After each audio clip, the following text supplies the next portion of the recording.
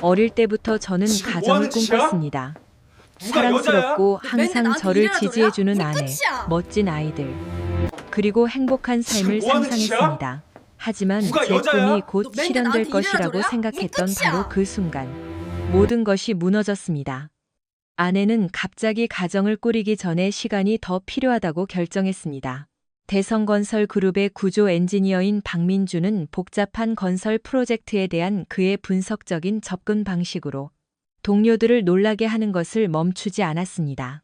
어느 토요일 오후, 저는 제가 가장 좋아하는 야구팀인 두산 베어스가 잠실 야구장에서 LG 트윈스와 경기하는 것을 스포츠 채널에서 보고 있었습니다. 경기는 상징적인 외야와 영광스러운 야구 역사로 유명한 역사적인 잠실 야구장에서 방송되었습니다. 저는 관중석에 있는 젊은 팬들을 감탄하지 않을 수 없었고, 그 순간은 저에게 잊을 수 없는 기억이 되었습니다. 다른 많은 사람들처럼 저도 두산 베어스가 큰 점수 차로 앞서는 순간을 간절히 기다렸습니다. 두산이 7회에 6-2로 이기고 LG 트윈스가 투수를 교체했을 때 흥분은 더욱 커졌습니다. 바로 그때 6년 동안 저와 함께 살아온 아내가 저를 위해 맥주 한 캔과 자신을 위해 와인 한 잔을 들고 방으로 들어왔습니다. 저는 경기에서 아내인 최수진에게로 시선을 돌리지 않을 수 없었습니다. 미안해, 여보. 하지만 그 꽉 끼는 청바지와 예쁜 블라우스를 입은 당신을 보는 것이 훨씬 더 흥미로워라고 저는 말했습니다. 어린 시절의 즐거움을 즐기고 있군요. 수진이 큰 화면을 보며 저를 놀렸습니다. 응, 하지만 아내와 함께 보내는 양질의 시간만큼 좋은 것은 없어. 라고 제가 대답하자 그녀는 소파에 제 옆에 앉으면서 얼굴을 붉혔습니다. 저는 그녀가 거기에 앉아 있는 모습을 감탄하지 않을 수 없었습니다. 당신들 둘은 정말 예측 가능해. 그녀는 킥킥 웃으며 자세를 약간 고치고 장난스럽게 어깨를 으쓱했습니다. 우리는 수진이 대화할 시간이라고 결정할 때까지 두산이 2점을 더 내는 것을 보며 편안한 침묵 속에 앉아 있었습니다. 광고 시간 동안 수진은 우리가 아이를 맞이할 준비를 시작하기 위해 다음 주말에 부산에 가자고 신나게 제안했습니다. 그녀는 제가 건설 산업 박람회에 참석하는 동안 쇼핑을 하거나 도시를 탐험할 수 있다고 제안했습니다. 저는 수진의 의도를 알아차리고 그녀를 쳐다봤습니다. 정말 박람회에 같이 가고 싶지 않은 거야? 혹시 병이라도 오물지 모르잖아. 저는 아무렇지 않게 농담을 던졌습니다.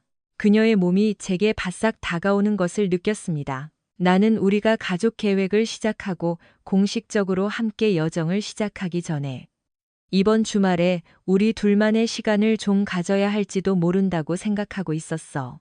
그녀는 매혹적인 미소와 반짝이는 파란 눈으로 제안했습니다. 그녀는 제가 거절하기 어렵다는 것을 알고 있었습니다. 특히 우리가 결혼한 지 8년 동안 저에게 사용해온 그 매력적인 미소를 사용할 때는 더욱 그랬습니다. 하지만 바로 그 순간 그녀의 제안에서 무언가 잘못되었다는 느낌이 들었습니다. 저는 그녀의 생각을 완전히 받아들이지는 않았지만 거절하지도 않았습니다. 물론 우리는 해결책을 찾을 수 있어. 부산에 가자. 저는 별로 열이 없는 목소리로 말했습니다. 우리 둘 다 금요일에 휴가를 내고 목요일 밤에 출발할 수 있을 거야. 수지는 이 계획에 매우 기뻐하는 것 같았습니다. 내가 모든 것을 처리할게. 나만 믿어. 그녀는 조급하게 말했습니다. 여행에 대한 생각은 금요일 밤 늦게 호텔 방에서 ESPN을 켤 때까지 제 머릿속을 떠나지 않았습니다. 그때까지 우리는 현지 식당에서 점심을 먹고 부산 과학체험관을 방문했습니다. 저는 무엇을 입을지 생각하며 수진에게 저녁 계획에 대해 물었습니다. 그녀가 대답하기 전에 잠시 침묵이 흘렀고 저는 그녀의 몸을 따라 가벼운 떨림이 지나가는 것을 알아차렸습니다. 아, 당신은 오늘 밤 부산 컨벤션 센터에서 열리는 건설산업 네트워킹 행사가 있어. 당신은 텍사스의 일부 최고 엔지니어링 회사들과 함께 앉게 될 것이고, 거기서 음식과 음료를 즐길 수 있을 거야. 그녀가 설명했습니다. 나는 저녁을 먹고 술을 마시고 춤을 출 계획이야. 시내의 고급 클럽 중 한 곳에 갈 거야. 언제 돌아올지 모르겠고, 토요일에는 아마 시간이 없을 거야. 일요일 밤에 집에 돌아오면 우리는 아무런 제약 없는 사적인 밤을 보내고 가족을 만드는 여정을 시작할 수 있어. 잠깐 진심이야? 내가 당신을 이틀 밤 동안 부산에 혼자 둘 수는 없어. 우리 관계는 어떻게 되는 거야? 우리가 서로에게 한 약속은 어떻게 되는 거야? 저는 소리쳤습니다. 수지는 마치 제가 모든 것을 천천히 설명받아야 할 필요가 있는 것처럼 저를 쳐다봤는데 그건 아마도 사실이었을 겁니다. 우리는 30이 되자마자 심지어 결혼식 전에도 아이를 갖는 것에 대해 항상 이야기했잖아. 기억나? 그녀가 결론지었습니다. 하지만 나는 대부분의 일을 내가 짊어지게 될 것이기 때문에 나는 이것을 누릴 자격이 있다는 결론에 도달했어. 그것에 대한 작은 보상이야. 보상? 진심이야? 나는 우리 결혼 서약에 보상에 대한 조항이 있었던 것을 기억하지 못해. 저는 불만스럽게 말했습니다. 당신은 9개월 동안 임신하는 동안 겪는 신체적 변화와 희생을 겪거나 자녀를 양육하기 위해 경력을 잠시 중단해야 할 필요가 없을지 모르지만 나는 그래. 당신은 가족을 위해 힘들게 일하고 아이가 처음 말하는 단어와 같은 중요한 순간을 놓칠 수도 있는 사람이야. 그게 아무 의미도 없다는 거야? 그녀가 거의 애원하는 목소리로 물었습니다. 그녀는 제 걱정을 마치 중요하지 않은 것처럼 무시했습니다. 우리는 8년 동안 함께 했어, 민준. 내가 당신의 사랑이나 충성심을 의심할 이유를 준 적이 있어? 그녀가 물었습니다. 아니, 제가 대답했습니다. 하지만 나는 나 자신을 위한 무언가, 보상, 주말 로맨스를 원해. 사랑이 아니라 단지 하루 반 동안의 갈망이야. 그 후에는 피임약에 대해 잊어버릴 수 있어. 그리고 나면 영원히 당신과 나뿐일 거야. 하지만 내가 듣는 건 온통 당신뿐이야. 나는 더 이상 참을 수 없었어. 이롬, 프롱스 가게 3사람 안에 사람들은 팀에 나가 없다고 말하지만 우리 애도 나는 없어. 당신이 그렇게 한다면 우리는 더 이상 우리가 아닐 거야. 내가 동의하면 당신과 내가 영원히 함께할 거라고 말하는 거야? 우리가 아이를 더 갖기로 결정하면 어떻게 될까? 상황이 똑같을까? 어쨌든 그런 일은 곧 일어나지 않을 거야. 내가 이 약속에 얼마나 진지한지 보여? 제가 물었습니다. 나는 당신의 동의가 필요 없어, 민준. 필요 없어. 그녀가 강조했습니다. 나는 그냥 내 계획에 대해 당신에게 말하는 거야. 나는 내 몸에 대해 스스로 결정할 완전한 능력이 있어. 당신이 자존심을 버린다고 해서 우리 관계가 변하지는 않을 거야. 내 자존심 문제가 아니야, 수진. 내 자존심을 생각하기 전에 나는 당신의 극단적인 이기심을 해결해야 해. 제가 쏘아붙였습니다. 아마 나도 당신의 계획처럼 즐길 방법을 찾아야 할지도 모르지. 그녀의 표정이 바뀌었습니다. 몇 분 전에 그녀가 보여주었던 거만한 태도는 사라지고 불안해 보이기 시작했습니다. 당신이 운전해. 나는 내가 가야 할 곳으로 가기 위해 카카오 택시를 부를게. 그녀는 제가 그녀가 생각했던 그런 사람이 아니라는 것을 깨달은 듯 말했습니다. 실망한 채로 저는 고개를 저으며 열쇠와 전화를 들고 뒤도 돌아보지 않고 방을 나갔습니다. 저는 그녀가 제가 충성스럽지만 곧 헌신적이 될 파트너로서 네트워킹 행사에 가야 한다고 제안하는 것을 거의 들을 뻔했습니다. 건설 산업 행사에 참석하는 대신 저는 집으로 운전하면서 라디오를 듣기로 결정했습니다. 스포츠 해설가들은 경기를 훌륭하게 중계했고 두산 베어스는 다시 한번 승리했습니다. 저는 수진에게서 멀리 떨어져 있어야 한다는 것 외에는 구체적인 계획이 없었습니다. 당신이 한 사람에 대해 상상하는 이미지가 진실과 완전히 반대일 때 그것은 가슴 아픈 일입니다. 제가 대성건설그룹에서 신입 구조 엔지니어로 일을 시작한 후 첫 월급을 입금하러 갔을 때 수진 박은 제 은행에서 신용 담당자로 일하고 있었습니다. 그녀는 금융학을 막 졸업하고 은행에서 일한 지 몇 주밖에 되지 않았습니다. 줄을 서서 기다리는 동안 저는 파란 눈과 사무용 블라우스 아래에서 매우 매력적으로 보이는 미소를 가진 작고 금발인 여성을 발견했습니다. 그녀는 고객들과 친근하게 대화를 나누고 제 차례가 될 때까지 신속하게 거래를 처리했습니다. 회사에서 급여 계좌로 직접 이체를 준비해 드릴 수 있어서 매주 금요일마다 줄을 서지 않으셔도 됩니다. 그녀는 밝은 미소로 말했습니다. 저는 인사부장이 제가 입사 지원서를 낼 때 말해줘서 이 가능성에 대해 이미 알고 있었습니다. 하지만 저는 개인적으로 전통적인 방식으로 월급을 받는 것을 선호했습니다. 어렸을 때 저는 아버지와 함께 여름을 건설 현장에서 보냈습니다. 저는 건축 규정과 구조적 무결성에 대해 배웠습니다.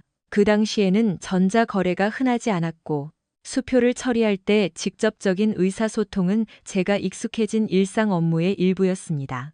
그게 저한테는 편리하고 당신을 방문할 핑계도 되고요. 제가 대답했습니다. 그녀의 뺨이 매력적으로 붉어졌고 그녀가 걱정스럽게 아랫입술을 깨무는 동안 따뜻한 미소가 빛났습니다. 저는 우리 사이에 감정의 불꽃이 튀는 것을 알아차리지 않을 수 없었습니다. 다음 2주 동안 저는 다른 창구 직원이 저를 그녀의 창구로 안내하려는 노력에도 불구하고 조금 더 오래 걸리더라도 항상 수진의 창구에서 줄을 서려고 노력했습니다. 저는 정중하게 거절하고 수진에게 갔고 그녀는 제 선택을 기쁘게 받아들였습니다. 저는 정확성과 신중한 계산이 필수적인 구조, 공학 분야에서 저에게 큰 도움이 되는 침착함과 이성의 자부심을 가졌지만 여성들 옆에 있을 때 편안하고 자신감 있다는 것을 인정해야 했습니다. 일주일 후 저는 용기를 내어 마침내 수진에게 데이트 신청을 했고 그녀는 수락했습니다. 저는 수진이 사교적이고 똑똑할 뿐만 아니라 여러 면에서 그녀에게 항상 제공해온 부유한 가정 출신이라는 것을 금방 깨달았습니다. 그녀의 부모님을 만난 후 저는 도시의 유명한 변호사인 그녀의 아버지가 그의 외동딸을 매우 사랑한다는 것을 알았습니다. 수진은 아버지의 부와 인맥 덕분에 애지중지하며 잘하는 것에 익숙해진 것이 분명했습니다. 수진과 제가 경력을 쌓아감에 따라 그녀는 은행에서 고위직으로 승진했고 저는 대성건설그룹의 선임 구조 엔지니어가 되었습니다. 우리는 우리의 성취에서 만족을 찾았고 이는 그녀의 부모님을 매우 기쁘게 했습니다. 수진의 아버지인 최재혁은 수진이 익숙해진 생활 방식을 유지하는 것의 중요성을 강조했습니다.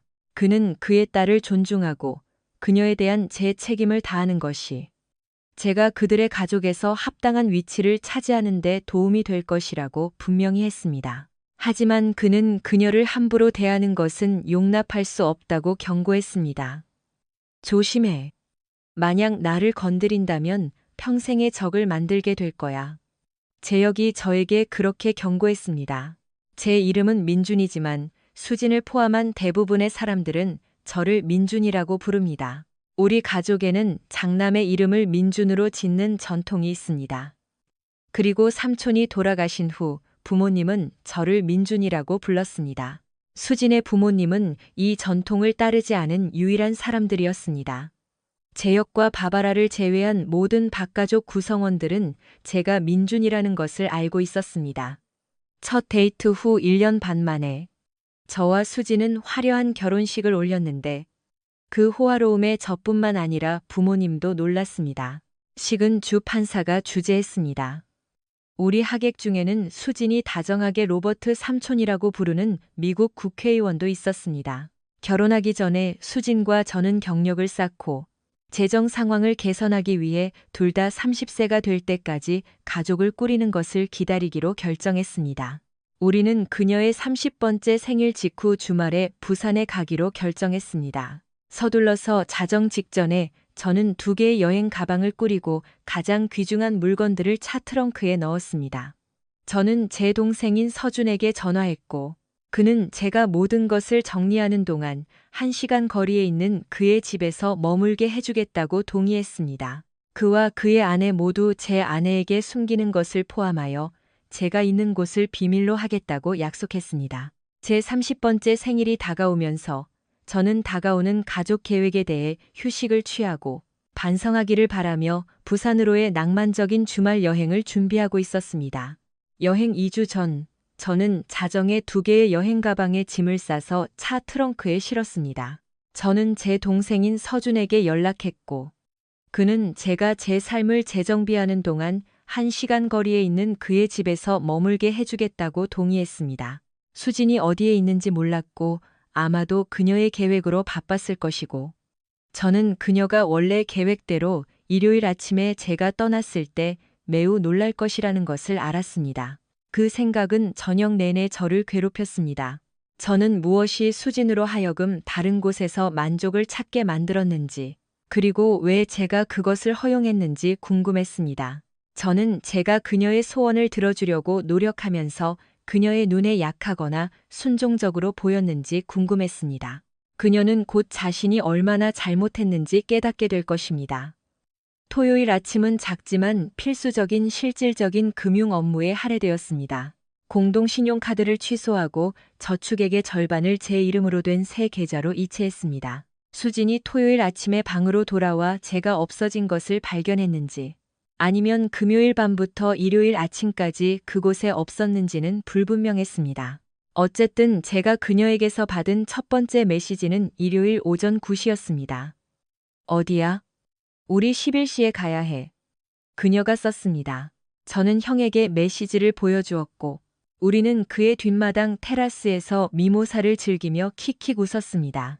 그는 우리의 늦은 아침 식사를 위해 베이컨이 다 익었는지 확인하러 일어섰고, 제 멋진 형수인 지연은 부엌에서 직접 만든 해시 브라운을 만들고 있었습니다. 어려운 시기에는 가족의 위안이 정말 귀중합니다. 이 미모사는 정말 훌륭해. 제 형수인 지연이 말하며 이 어리석은 여자와 화해할 방법이 있는지 물었습니다. 그녀는 우리 결혼의 견고함과 제가 수진에게 깊은 관심을 가지고 있다는 것을 알아차렸습니다. 저는 그녀를 위해 무엇이든 할 준비가 되어 있었습니다. 하지만 이 상황에서 그녀가 행동하는 방식은 제가 그녀의 삶에서 최우선 순위가 아니라는 것을 분명히 보여주었습니다.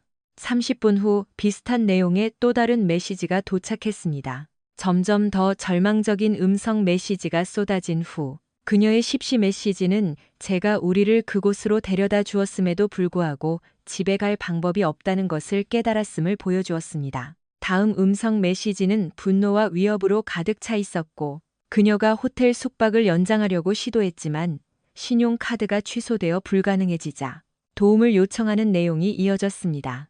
오후 5시경 우리 세 사람이 여전히 뒷마당 테라스에 앉아 있을 때 형의 전화가 울렸습니다. 미모사를 몇 잔 마신 후 그는 발신자 번호를 보고 눈썹을 치켜 올렸고 원한다면 제가 전화를 받으라는 듯 조용히 있었습니다. 저는 고개를 저으며 관심 없다는 신호를 보냈습니다. 대신 그는 형과 저보다 분명히 더 정신이 멀쩡한 지연에게 전화를 건넸습니다. 안녕, 수진. 그녀가 시작했습니다. 서준이가 좀 정신이 없어서 대신 받았어요. 네, 무슨 일인지 알아요. 지금 그 사람이 어디 있는지에 대한 정보는 없어요. 지연이 말했습니다. 그런 다음 그녀는 수진의 행동에 대해 질문하며 그녀가 그렇게 친절한 사람을 배신할 수 있다는 것에 대한 불신을 표현했습니다. 수진의 대답은 실망스러웠습니다. 지연은 전화 통화를 하는 동안 눈을 굴리고 얼굴을 찌푸렸습니다. 지연은 몇 가지 모호한 확인의 말로 대답한 다음 수진에게 행운을 빌어주고 전화를 끊었습니다. 저를 향해 지연은 단호하게 말했습니다. 내가 당신에게 유리하게 해줬어. 당신은 나에게 빚을 졌어. 당신은 그녀와 의견이 맞지 않아서 그녀에게 모든 것을 설명할 기회도 주지 않고 떠났다는 것을 깨닫기나 해? 당신은 정말 무심해. 알다시피 당신은 이걸 믿지 않지. 그렇지, 제가 시작했습니다. 아니, 나는 그것을 믿지 않아. 민준. 나는 단지 그녀가 말한 것과 그녀가 당신을 찾으려고 노력하는 동안 다른 사람들에게 말하고 있을지도 모르는 것을 다시 말하고 있을 뿐이야. 지연이 대답했습니다. 젠장. 제가 중얼거렸습니다. 누가 나에게 미모사 한 잔 더 따라줄 수 있을까? 서준은 기꺼이 동의했고, 제가 왜 그를 멋진 형으로 여기는지 다시 한번 보여주었습니다. 저는 이미 미모사를 8잔이나 마셨습니다. 단기간에 정신을 차릴 기회는 없었습니다. 월요일 아침에도 여전히 술에 취해 있었지만, 옷차림이 단정하지는 않았지만 제 시간에 출근하려고 노력했습니다.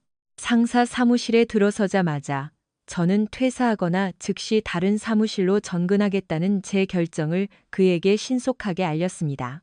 저는 그에게 모든 것을 이야기했고 심지어 일시적으로 사라지려는 제 모호한 의도까지 언급했습니다. 저는 이것이 제 아내, 아니 더 정확히는 저를 찾는데 꽤 오랜 시간이 걸릴지도 모르는 까다로운 장인어른으로부터 휴식을 취할 기회를 주기를 바랐습니다. 전근 요청 외에도 저는 상사에게 제 중간 이름인 토마스를 공식적으로 사용하고 법의 테두리 안에서 저에 대한 모든 정보를 비밀로 해달라고 요청했습니다. 상사가 동의한 후 저는 회사의 부산 사무소에서 자리를 얻었습니다. 대성건설그룹은 성장하는 텍사스 시장에 서비스를 제공하기 위해 최근 남서부 지역에 지사를 열었습니다.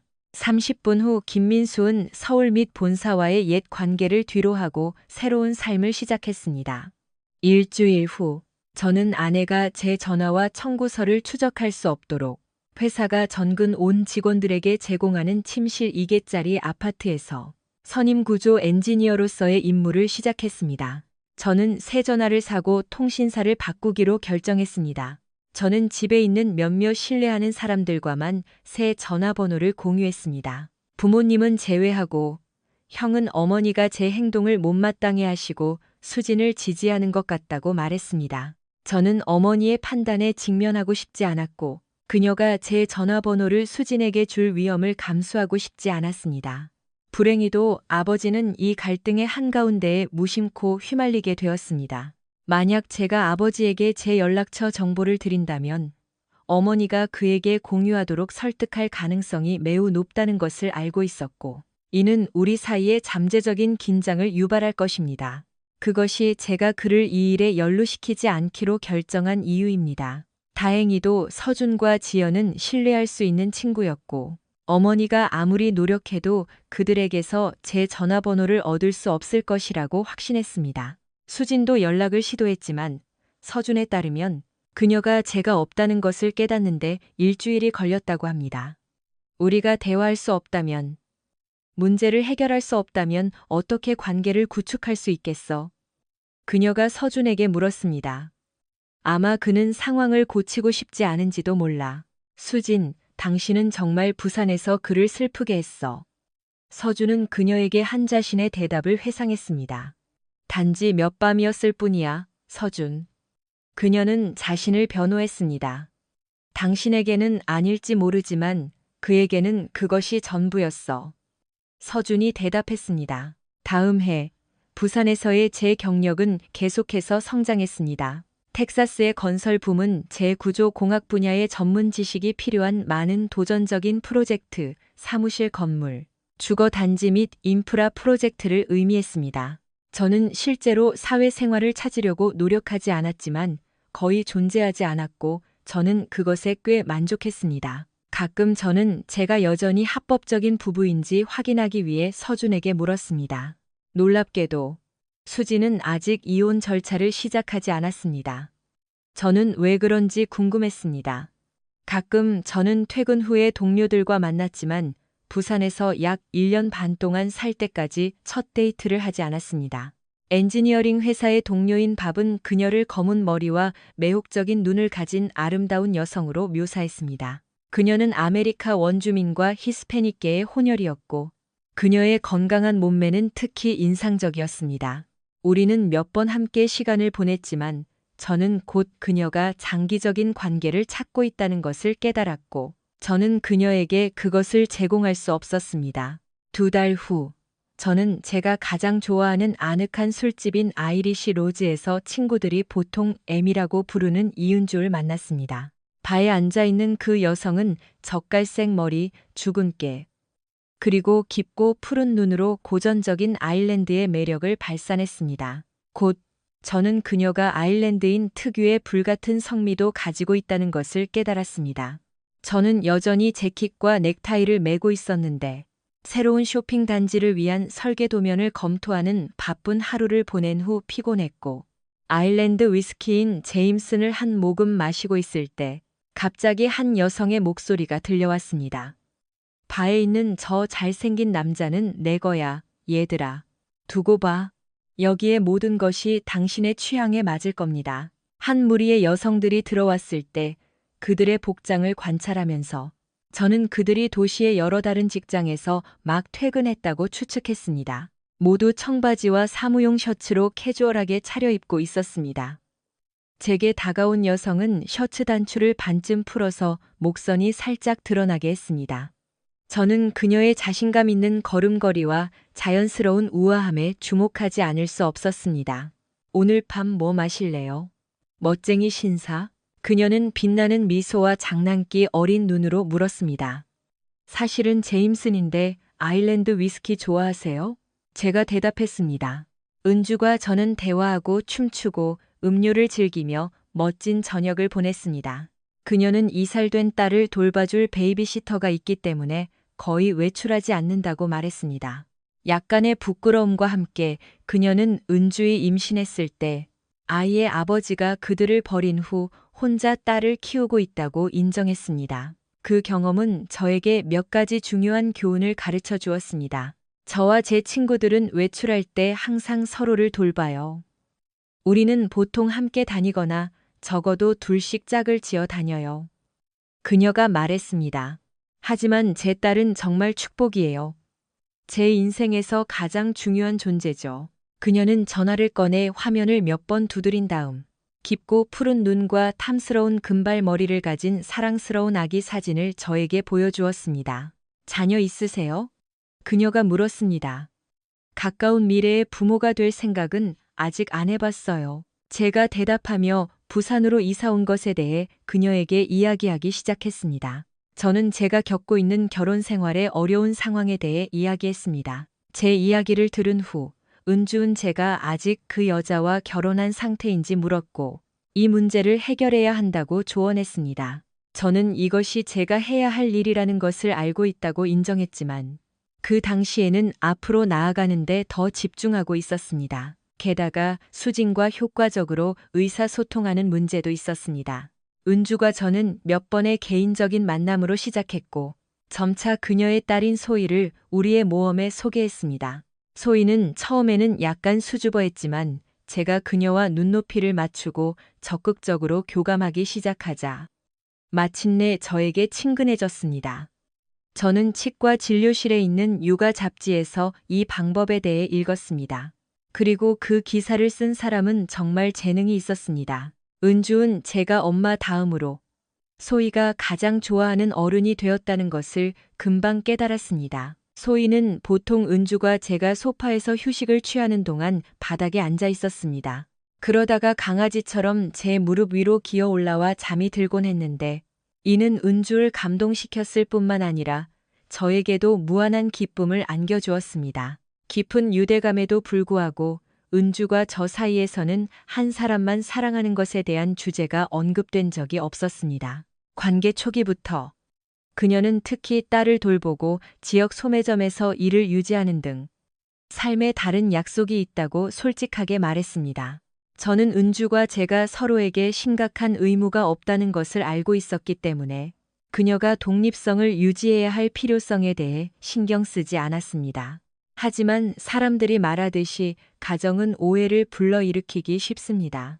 저는 은주이 가끔 언급하는 서연이 단지 직장 동료이거나 아마도 아이를 돌봐주는 이웃이라고 생각했습니다. 우리는 서연에 대해 많이 이야기하지 않았고 저도 은주의 서연과 우리 관계에 대해 많이 이야기하지 않았다고 생각했습니다. 하지만 약 3개월간의 교제 후 그녀는 며칠 전에 서연과 여름 옷을 사러 간 것에 대해 우연히 이야기하기 시작했습니다. 그리고 나서 제 추측을 명확히 할 필요가 생겼습니다. 서연은 좋은 친구인 것 같아. 저는 은주의 삶에서 매우 중요한 것처럼 보이는 이 사람에 대해 더 많이 알아내려고 노력하며 말했습니다. 오, 그녀는 그냥 친구가 아니라 그 이상이야. 은주이 웃으며 말했습니다. 서연은 내 동생이야. 그녀는 아버지가 우리를 버린 후 소희를 돌보는 것을 돕기 위해 오클라호마에서 부산으로 이사했어. 그녀는 나에게 많은 지원을 해주었어. 솔직히 말해서 그녀가 없었다면 어떻게 했을지 모르겠어. 그녀는 잠시 멈추고 호기심과 걱정이 뒤섞인 표정으로 저를 쳐다봤습니다. 내가 전에 그 이야기를 했던 것 같은데. 우리가 이 문제에 대해 이야기한 적이 없다고 확신해? 저는 고개를 저으며 은주의 삶에서 그렇게 중요한 관계를 오해한 것에 대해 약간 부끄러움을 느꼈습니다. 아니, 나는 당신이 그녀가 당신의 여동생이라고 말했던 것 같지 않아. 나는 그냥 그녀가 친구라고 생각했어. 그럼 그녀는 확실히 가족이네. 은주이 따뜻하게 말했습니다. 서연은 부산대학교 병원에서 간호사로 일하고 있는데 보통 야간 근무를 해서 아마 당신이 그녀를 만날 기회가 없었을 거야. 하지만 그녀는 당신을 매우 만나고 싶어 해.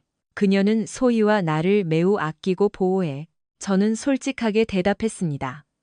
나도 그녀를 만나고 싶어. 당신과 소희에게 그렇게 중요한 사람이라면 내가 알아야지. 은주이 대답했습니다. 그녀는 정말 멋져. 내 동생은 모든 일에서 항상 나의 든든한 버팀목이었어. 그녀는 우리가 다시 시작하는 것을 돕기 위해 오클라호마 시티의 좋은 직장을 포기하고 여기로 이사 오기까지 했어. 나는 그녀가 소희를 그렇게 많이 웃게 하는 남자를 만나면 매우 기뻐할 거라는 걸 알아. 몇 주 후, 마침내 저는 그녀가 은주, 소희, 그리고 저와 함께 지역 가족 식당에서 저녁을 먹을 때 서연박을 만날 기회를 가졌습니다. 서연은 은주보다 몇 살 어렸고 은주가 같은 밝은 파란 눈을 가졌지만 더 짙은 갈색 머리를 가졌고 항상 깔끔하게 포니테일로 묶고 있었습니다. 그녀는 압박감 속에서 빠른 결정을 내리는데 익숙한 사람의 자신감 있는 태도를 가졌습니다. 그녀의 간호 경력에 큰 도움이 된 자질이었습니다. 그래서 당신이 우리가 항상 듣던 그 유명한 민수 씨군요. 서연이 은주이 제가 부산에서 사용하던 이름으로 우리를 소개할 때 따뜻한 미소로 말했습니다. 소희가 계속 제 얘기를 했어요. 서연이 여동생과 조카를 매우 보호하는 것은 분명했지만 그녀는 또한 매우 진심으로 환영했습니다.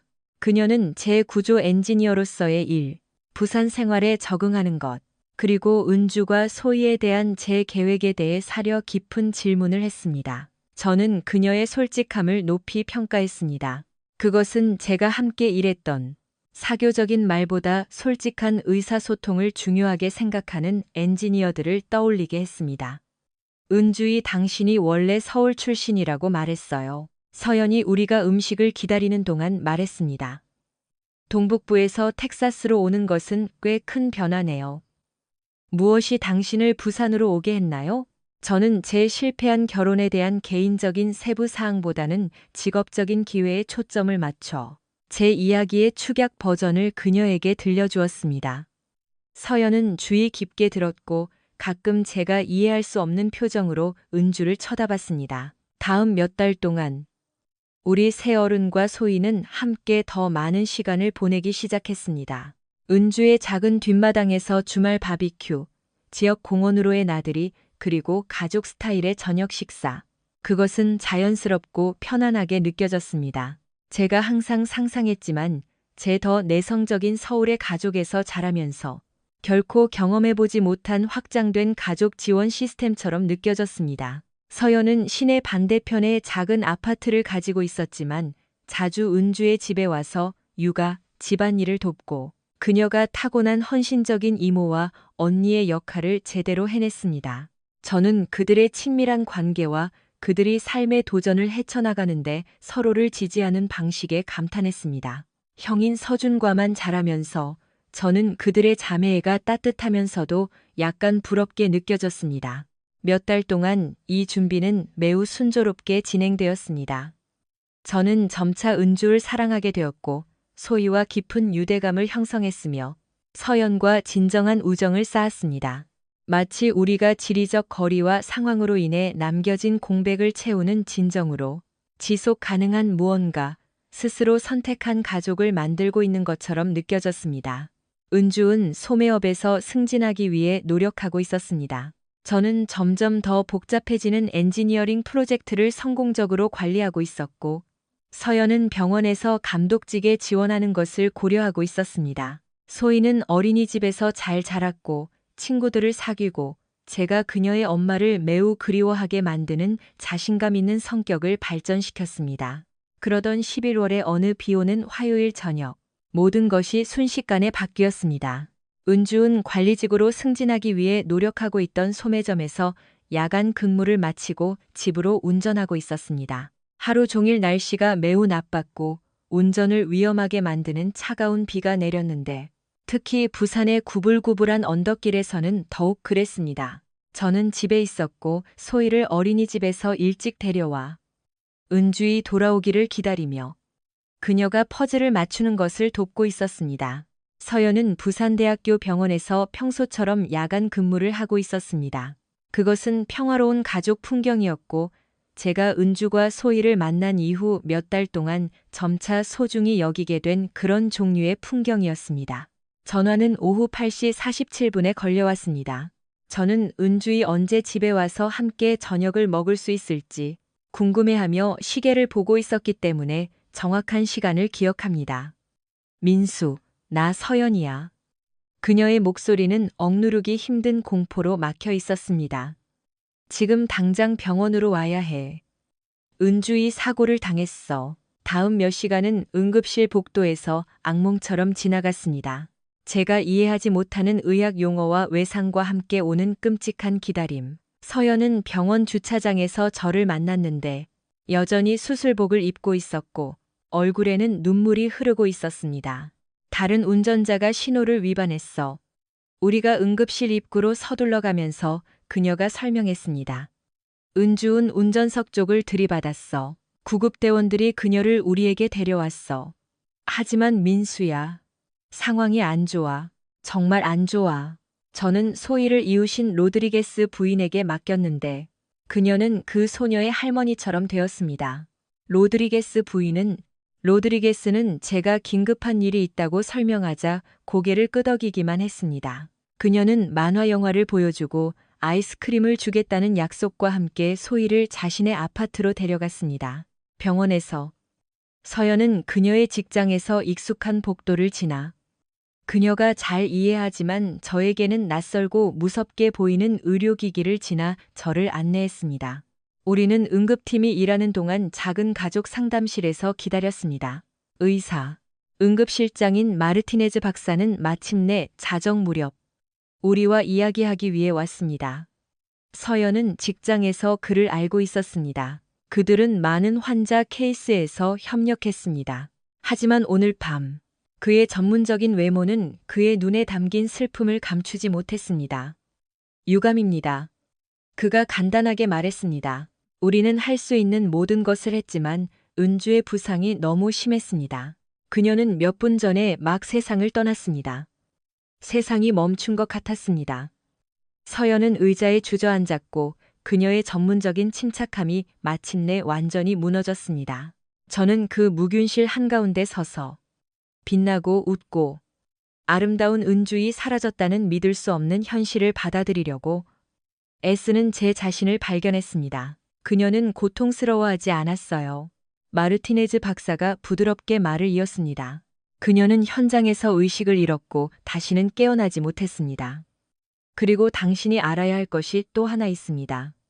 은주는 장기 기증 카드를 가지고 있었습니다. 그녀의 소원은 만약 자신에게 무슨 일이 생기면 다른 사람들을 돕겠다는 것이 매우 분명했습니다. 죽어서까지 은주는 다른 사람들을 생각하고 있었습니다.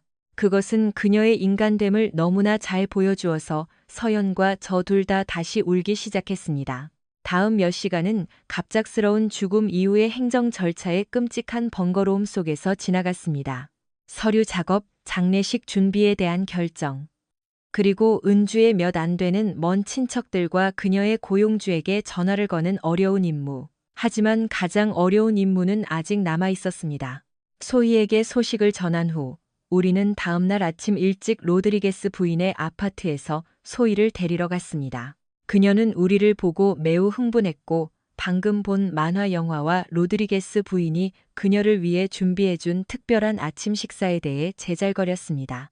그녀는 아직 상실을 경험해보지 못한 두 살배기 아이의 순진함과 기대를 담아 엄마가 어디 있는지 물었습니다. 제가 그토록 많은 행복한 저녁을 보냈던 바로 그 아파트인 은주의 아파트로 돌아와서 서연과 저는 소파에 앉았고 소희는 우리 사이에 앉았습니다. 이제 막 걸음마를 뗀 아이에게 죽음을 어떻게 설명할 수 있을까? 아이에게 인생에서 가장 중요한 사람이 다시는 집에 돌아오지 않을 것이라고 어떻게 말할 수 있을까? 아가야. 제가 떨리는 목소리로 시작했습니다. 엄마에 대해 너와 이야기해야 할 것이 있어. 소희는 은주의 반짝이는 파란 눈으로 저를 쳐다봤고 저는 제 심장이 다시 한번 산산조각 나는 것을 느꼈습니다. 어젯밤에 엄마가 아주 심하게 다쳤어. 서연이 부드럽지만 분명한 목소리로 말을 이었습니다. 의사 선생님들이 엄마를 살리려고 노력했지만 너무 심하게 다쳐서. 엄마는 돌아가셨어, 아가야. 그건 엄마가 더 이상 우리와 함께 집으로 돌아올 수 없다는 뜻이야. 소희는 우리 둘을 빤히 쳐다보았고 아주 어린 아이들이 흔히 그러는 방식으로 이 정보를 받아들였습니다. 그녀는 완전히 이해하지는 못했지만 자신의 세계에 큰 변화가 생겼다는 것을 느꼈습니다. 엄마 돌아와? 그녀가 마침내 물었습니다. 아니, 아가야. 제가 그녀를 품에 안으며 말했습니다. 엄마는 돌아올 수 없어. 하지만 서연 이모와 내가 여기 있고 우리는 너를 아주 많이 사랑해. 우리가 너를 돌봐줄게. 다음 며칠은 슬픔과 준비. 그리고 이제 서연과 제가 2살짜리 아이를 책임져야 한다는 점차적인 인식 속에서 지나갔습니다. 우리는 몽유병 환자처럼 은주의 추도식을 치렀고 동료들과 이웃들로부터 조의를 받았으며 매장에 대한 결정을 내렸고 소희를 위해 어느 정도 정상적인 생활을 유지하려고 노력했습니다. 소희가 태어났을 때 그녀가 작성한 은주의 유언장에는 은주이 사망할 경우 서연이 소희의 후견인이라고 명시되어 있었습니다. 입양할 수 있는 다른 친척은 없었습니다. 은주가 서연의 부모님은 두 자매가 대학에 다닐 때 교통사고로 돌아가셨고 그들을 돌봐줄 다른 친척은 없었습니다. 하지만 법적 후견은 한 가지 문제였습니다. 아이를 키우는 현실은 완전히 다른 문제였습니다. 민수야, 내가 이걸 혼자 할 수 있을지 모르겠어. 서연이 고백했습니다. 장례식 후 약 일주일이 지난 어느 날 저녁. 우리는 소희를 재운 후 은주의 거실에 앉아 있었는데 짧게 끝난 삶의 잔해에 둘러싸여 있었습니다. 나는 병원에서 12시간 교대 근무를 해. 나는 좁은 원룸 아파트에 사는데 이제 막 걸음마를 뗀 아이는커녕 나 혼자 살기에도 벅차. 나는 엄마가 되는 것에 대해 아무것도 몰라. 혼자가 아닐 거야. 제가 주저없이 말했습니다. 나는 그 소녀를 사랑하고 은주도 사랑했어. 우리는 함께 방법을 찾아낼 거야. 하지만 민수야, 당신은 이 일에 참여하기로 한 게 아니잖아. 당신은 은주가 몇 달밖에 데이트하지 않았어. 그것이 당신에게 그녀의 딸에 대한 책임을 지게 하지는 않아. 법적으로는 아닐지도 모르지. 제가 대답했습니다. 하지만 감정적으로는 확실히 그래. 소희는 엄마를 잃었어. 나는 그녀가 나를 잃게 하지 않을 거야. 그래서 우리는 우리 삶의 다음 장을 결정할 결정을 내렸습니다. 저는 회사가 제공한 아파트를 포기하고 은주의 더 넓은 아파트로 이사했습니다. 서연도 그녀의 원룸을 포기하고 이사와서 제가 거실에 침대를 놓는 동안 은주의 방에 머물렀습니다. 우리는 한 소녀에 대한 사랑과 우리 모두가 사랑했던 한 여성의 상실에 대한 슬픔으로 뭉친 비전형적인 가족이 되었습니다. 처음 몇 달은 매우 힘들었습니다. 소희는 엄마를 찾는 단계를 거쳤고 은주이 언제 집에 오는지 물었고 엄마를 부르며 울게 만드는 악몽을 꿨습니다. 서연과 저는 번갈아가며 그녀를 위로했고 슬픔에 잠긴 아이가 이해할 수 없는 상실을 헤쳐나갈 수 있도록 시행착오를 통해 돕는 법을 배웠습니다. 전문적으로 서연과 저 둘 다 조정을 해야 했습니다. 서연은 저녁에 집에 있을 수 있도록 가능할 때마다 주간 근무로 전환했습니다.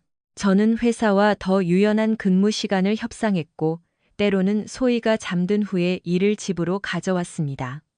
우리 셋은 새로운 일과를 형성했습니다. 서연은 제가 소희를 어린이집에 보낼 준비를 마친 후 아침 일찍 집을 나서 병원으로 향했습니다. 저는 출근길에 소희를 어린이집에 데려다주고 오후에 아이를 데리러 와서 서연이 집에 돌아올 때쯤 저녁을 준비해 놓았습니다. 저녁에는 소희와 함께 놀고 자기 전에 이야기를 읽어주고 점차 새로운 가족 전통을 만들어 나갔습니다. 쉽지는 않았습니다. 서연과 저 둘 다 지쳐서 책임감이 벅차게 느껴지는 밤도 있었습니다. 우리는 소희에게 옳은 일을 하고 있는지 궁금해하곤 했습니다. 하지만 예상치 못한 기쁨의 순간도 있었습니다.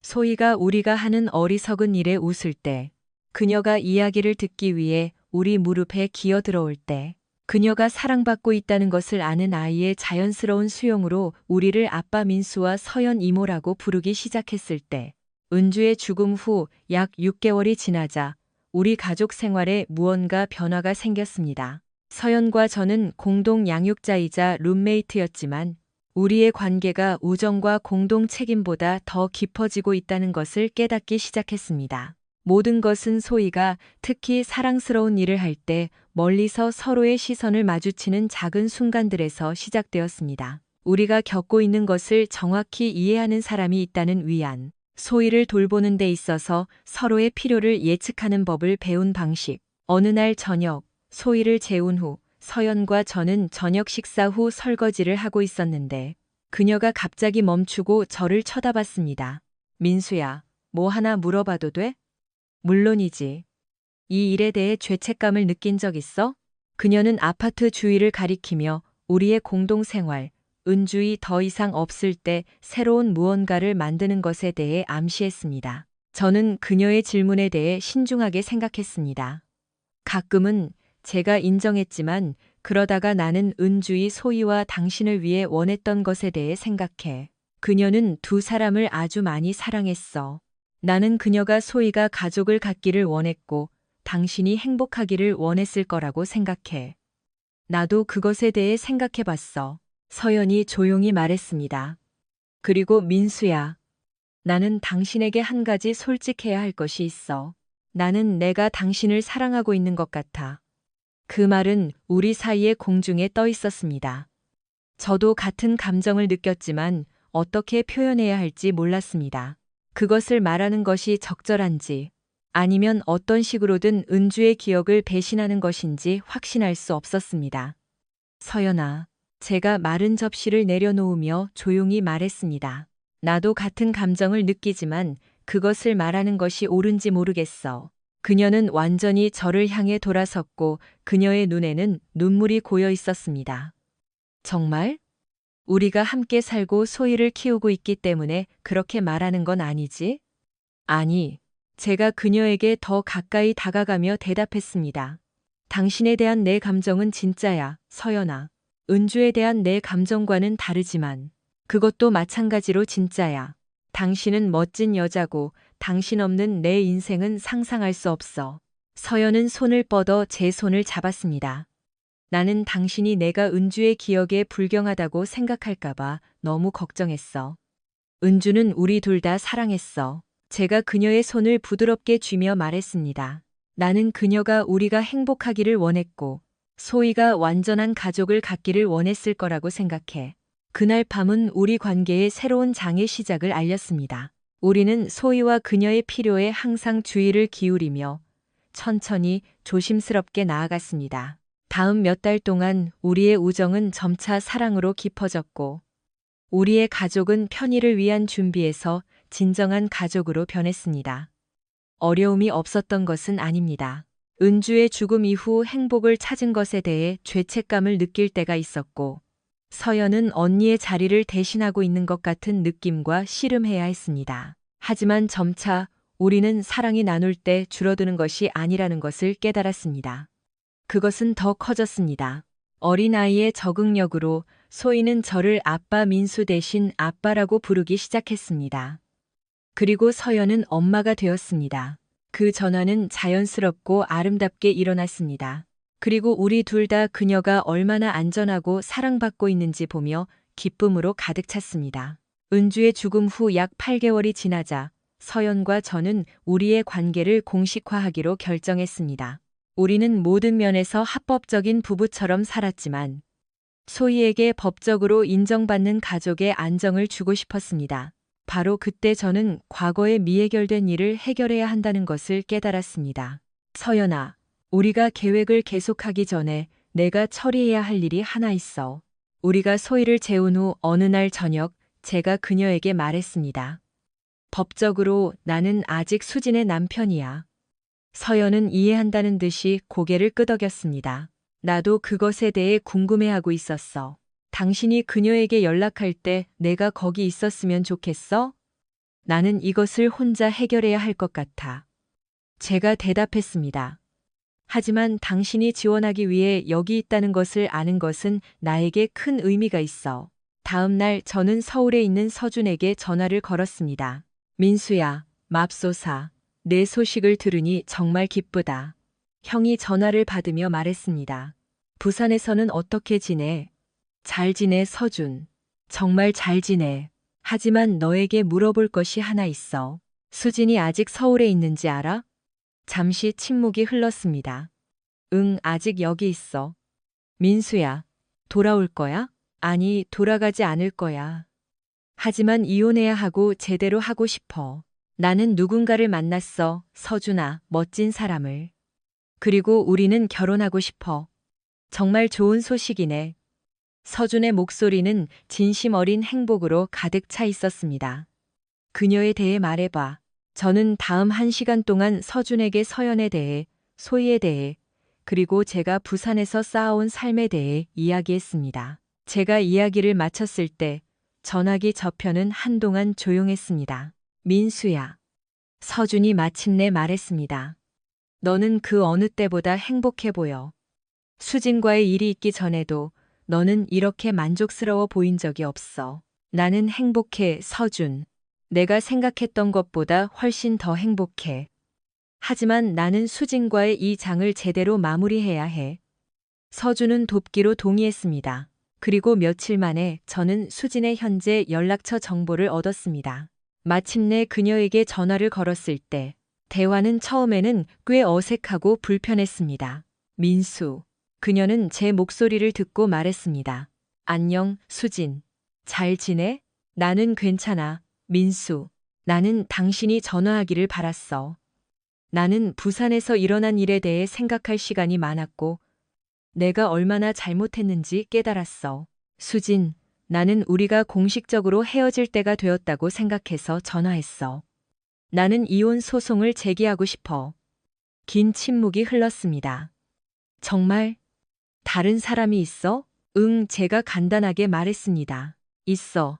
그리고 나는 그녀를 매우 사랑해. 이번에는 더 긴 침묵이 흘렀습니다. 수진이 다시 말했을 때 그녀의 목소리는 제가 기억하는 것보다 더 작고 약했습니다. 나는 그것을 받을 만하다고 생각해.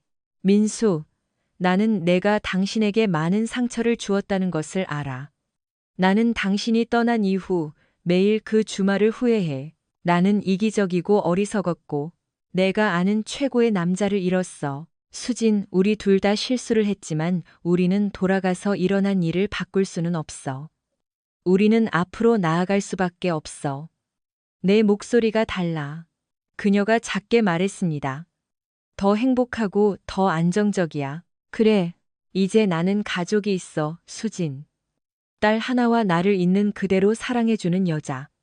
딸이라니. 그녀의 목소리는 후회로 가득 차 있었습니다.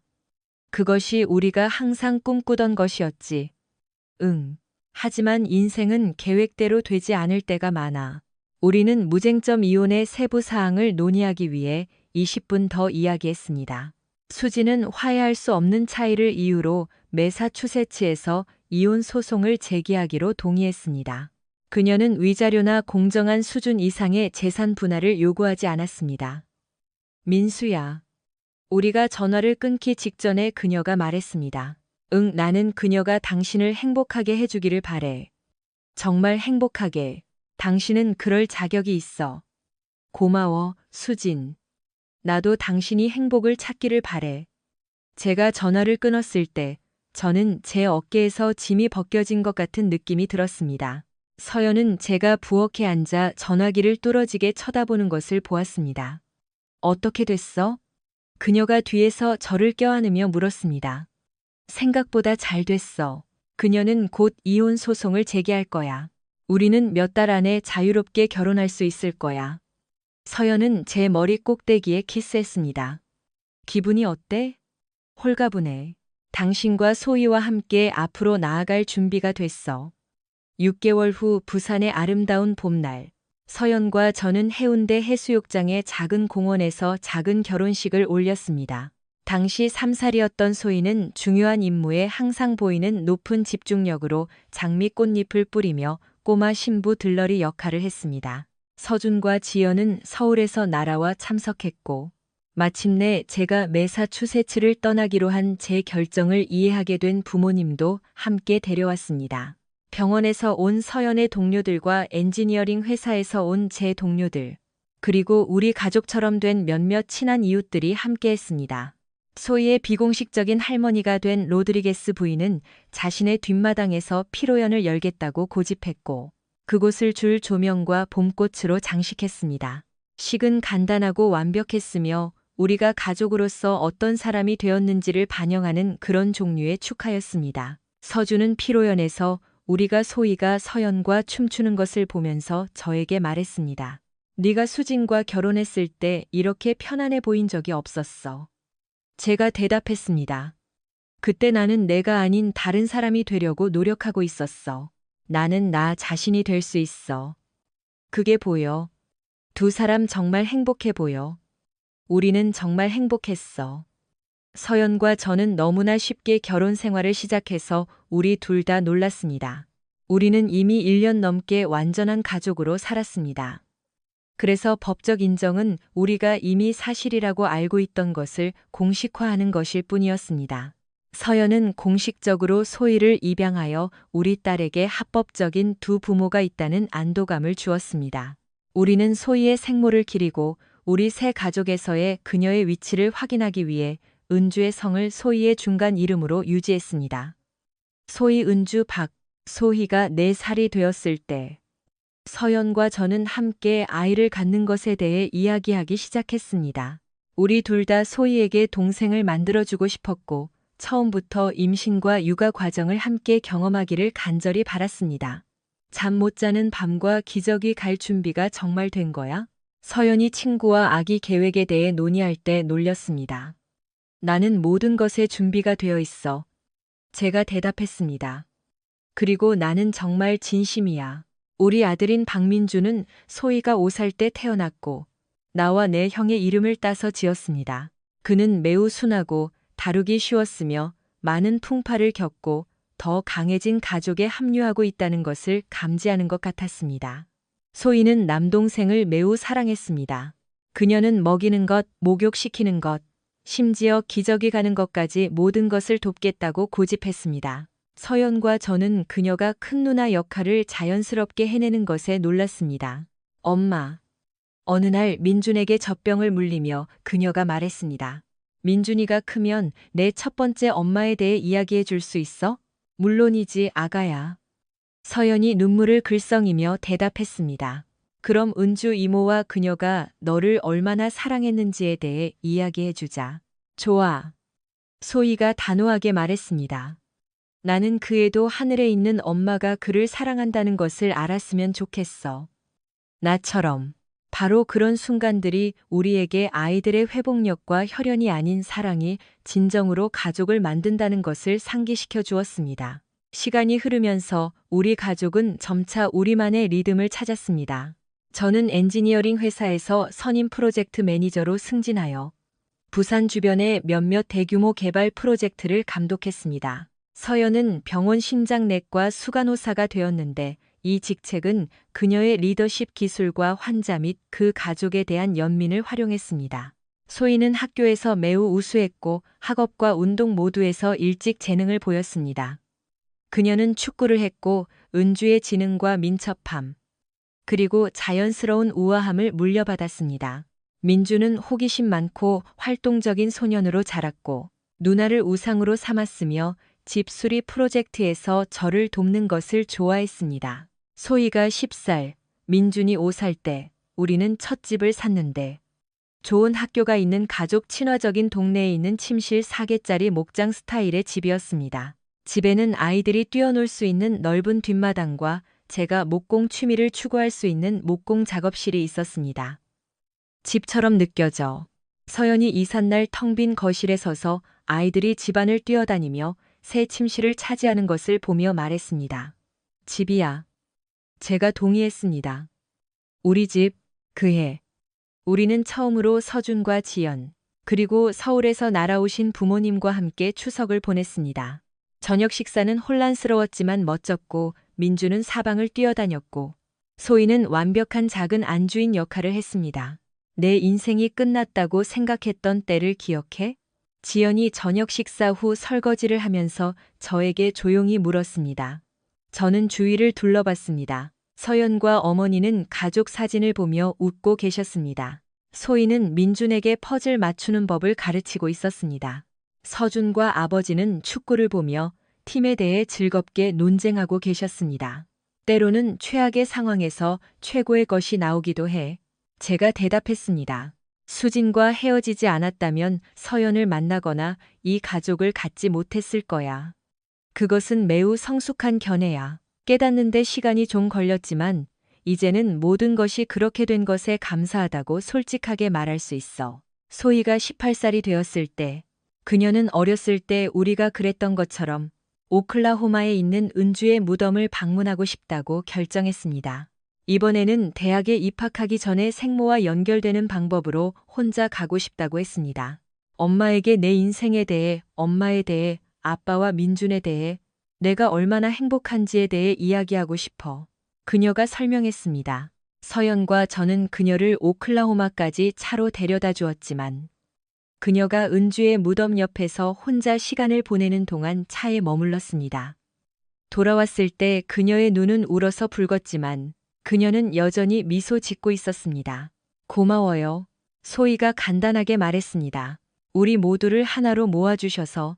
소희는 고등학교를 수석으로 졸업하고 오클라호마 대학교 사범대에 입학하여 생모의 꿈처럼 교사가 되고자 했습니다. 그녀의 졸업 연설은 가족이 형성되는 다양한 방식과 비극을 극복하는 사랑의 힘에 관한 것이었습니다. 가족은 단지 혈연에 관한 것이 아닙니다. 그녀가 결론 지었습니다. 그것은 당신을 사랑하고 지지하고 매일 당신 곁에 있어주기로 선택한 사람들에 관한 것입니다. 저는 운 좋게도 두 종류의 가족을 모두 가졌습니다. 나를 낳아준 어머니, 그리고 나에게 사랑을 준 부모님. 그녀가 연설을 마쳤을 때 관중석에서 울지 않는 사람은 아무도 없었습니다. 이제 13살인 민주는 사춘기에 자기 성찰 단계를 겪고 있었지만 그의 도전은 소희가 직면했던 것과는 달랐습니다. 그는 가족 내에서의 자신의 위치에 대해 질문하기보다는 사물이 어떻게 작동하는지 이해하는데 더 관심이 있었습니다. 아빠, 왜 우리를 선택했어요? 어느 날 저녁 우리가 제 작업실에서 함께 일할 때 아들이 물었습니다. 나는 너를 선택하지 않았어, 아들아. 나는 내 엄마를 선택했고, 너는 그 패키지의 일부였어. 하지만 내 엄마를 선택한 것은 내가 내린 최고의 결정이었어. 왜냐하면 그것이 나에게 너희 둘 다를 주었기 때문이야. 첫 번째 아내에 대해 생각해 본 적 있어? 가끔은, 하지만 대부분 나는 모든 것이 그렇게 된 것에 대해 얼마나 감사한지 생각해. 내가 수진을 떠나지 않았다면 나는 내 엄마나 소희를 결코 만나지 못했을 거야. 나는 너를 결코 갖지 못했을 거야. 민주는 10대들이 흔히 그러는 방식으로 이 정보를 처리하며 생각에 잠겨 고개를 끄덕였습니다. 마침내 그가 말했습니다. 아빠가 그녀를 떠나서 기뻐요. 나도 그래, 아들아. 나도 그래. 이제 나는 58세야. 서연은 55세야. 소희는 25세이고 2학년을 가르치고 있으며 제이크라는 멋진 남자와 약혼했어. 민주는 20세이고 텍사스 대학교에서 건축학을 공부하고 있으며 레베카라는 귀여운 소녀와 데이트하고 있어. 서연과 나는 결혼한 지 22년이 되었어. 우리는 삶의 도전을 함께 헤쳐나갔고 우리 가족이 두 번째 기회 위에 세워졌다는 것을 항상 기억하고 있어. 가끔 나는 몇 년 전 부산의 그 호텔방에서 나가지 않았다면 어떻게 되었을까 궁금해. 하지만 나는 이보다 더 좋은 삶을 상상할 수 없어. 몇 년 후 서준을 통해 나는 내 전 아내인 수진이 우리 이혼 후 재혼하지 않았다는 것을 알게 되었어. 51세에 그녀는 약물 남용과 관련된 합병증으로 사망했고 한때 그녀를 사랑했던 대부분의 사람들을 멀어지게 했어. 그녀의 죽음 소식을 들었을 때 나는 슬펐어. 나 자신의 상실 때문이 아니라 다를 수 있었던 한 인생의 낭비 때문이었어. 나는 비극, 선택, 그리고 매일의 사랑의 행위로 만들어진 내 가족. 우리 가족을 둘러보았고 나는 단지 감사함을 느꼈어.